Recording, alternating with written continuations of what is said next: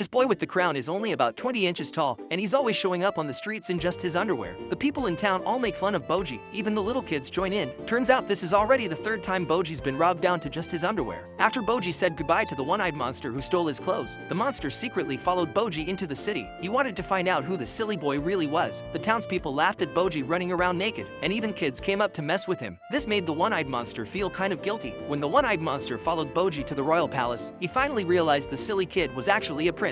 Then Boji ran into his stepmother. The stepmother looked at naked Boji and got really angry. She felt like Boji was damaging the royal family's dignity, so she decided to complain to the king to strip Boji of his prince status. Soon, the top swordsman used sign language to tell Boji to hurry up and get dressed because the king wanted to see him. When the one-eyed monster followed Boji to his room, he saw Boji crying by himself. But quickly, Boji wiped away his tears and put on a fake smile as he ran toward the king's chambers. That's when the one-eyed monster realized Boji wasn't silly at all. He was just quietly putting up with everyone's mockery, and he was actually hurting inside. When Boji got to the king's chambers, he used all his strength just to push open the big doors. The tall, powerful king looked at Boji with love. He really cared about this son who wasn't even as big as his finger. The king had once defeated an army of monsters all by himself. He saved the people who were in desperate trouble and built the kingdom of Boss. Now the king was seriously ill, and he knew he didn't have much time left. So the king desperately wanted Boji to grow up fast so he could smoothly inherit the throne. To make Boji stronger, the king had the master swordsman personally train Boji, but the swordsman watched Boji's clumsy sword swings and felt totally defeated inside. Then the swordsman took out his frustration on a wooden post nearby. Right then, the second prince also came to the training ground. He wanted the swordsman to teach him too. After testing him, the swordsman discovered the second prince had real talent. This was the kind of student he actually wanted. Watching the swordsman who only had eyes for the second prince, Boji felt really dejected.